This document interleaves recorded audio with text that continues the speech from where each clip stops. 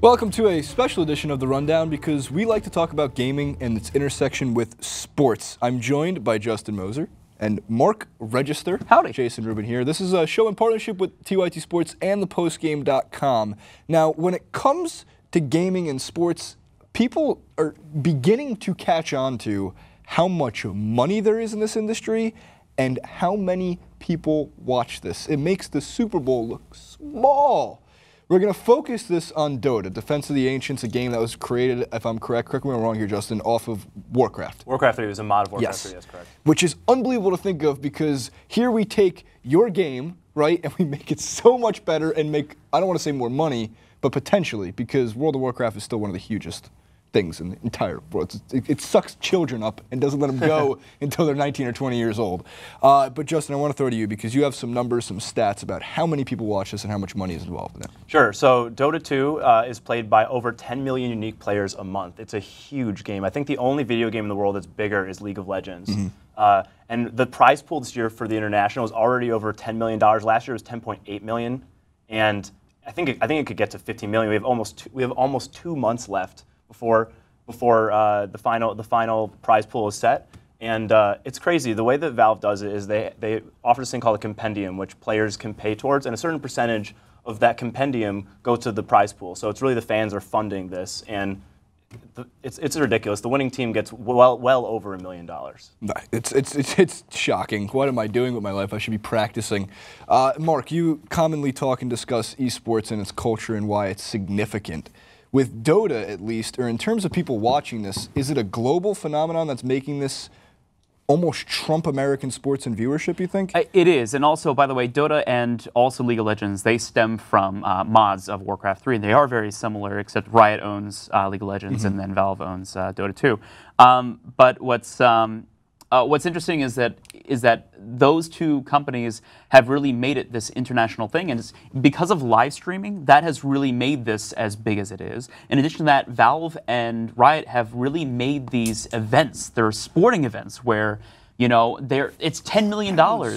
It's $10 million where you can win because the compendium. So it's like, there's so much money, but the problem with the money, though, is that it's not really sustainable for all of these esports players. So yes, you have your top teams that are making millions of dollars, but then 99.8% of the rest of the people, they're barely surviving. So yes, is the money there? Are the viewers there? Yes, but the problem is that there's not enough coaches, and there's also not enough financial support to be able to support the other 98% of the people. What's so interesting about that last point in terms of the percentages of like who can make it and make money, it's not too different than American sports. Only a small fraction of a percentage of even college athletes at the Division I level make it to the professional level, and in the NBA, for example, only 60 players get drafted. I mean, there's the offshoot chance that you can go play in a developmental league and make your way up there, but even out of those 60, only 60% of them get signed to their $1 million contract, and that's where the money starts coming in, and then after that you still have to prove your way through it. So the parallels are pretty, it's amazing to me, because you see pictures of Wembley Stadium with these enormous screens like the Rolling Stones are about to play a concert there, but instead you're selling out 80,000 seats live to watch people or teams, in specifically Dota, battle it out for a 5-on-5 championship match for hours on end, longer than a normal sporting event would go on. As the video was showing before, look at the top right-hand corner. That's a theater full of people. So actually, years ago. So that was years ago. That was the international too. I am actually going to the international this year. This year it's the 5th one. I'm really excited about it. It sold out in like 2 minutes. I can't believe I got tickets, and it's being played in Key Arena, which I believe is where the Supersonics used to play. Yeah. It's huge. They're in full stadiums. League of Legends sold out the Staples Center last year for their championship. So the audience for these are absolutely massive. It's true. It's truly amazing. Yeah, it's also you were talking about. So you're 25 years old, which is ancient in the Defense of the Ancients world, and you talk about these kids of college and stuff like that. And the thing is, the lifespan of that, the amount of time that they can actually make money is only until 25 or 26, and then they have to retire. You have people who retire when they're 21 or 22. So just like football, you have these players who end up being bankrupt. They'll make millions and millions of dollars and be bankrupt. Now you're talking about kids who are making maybe $100,000 a year, at the very most $1 million a year, but then they have to live off of that for the rest of their lives. In addition to that, they bypassed like mostly high school and like their whole social life. All they've been doing for years and years and years is this thing. Playing games, yep. So it's... Which is another parallel. I make this point all the time, at least into the sporting world. Like, people always say, like, why is Kobe Bryant, why is Michael Jordan, why are they not, like, societally normal? Because they gave up 15 years of their life.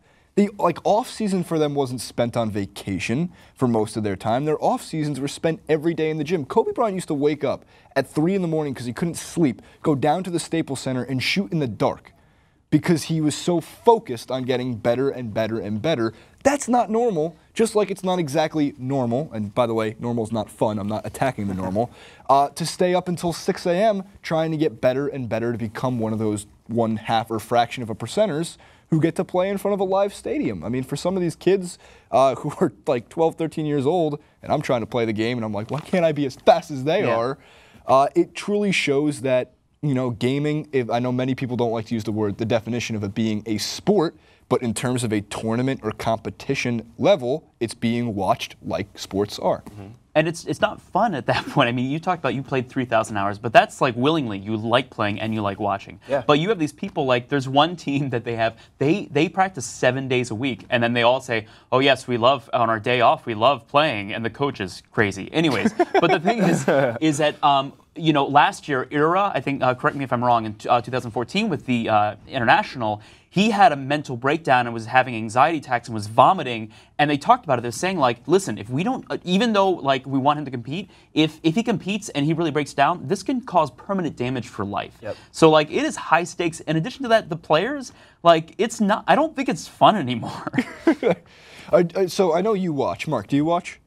A little bit. A little bit. Like, that's what I've also found amazing is, like, there's something mindless.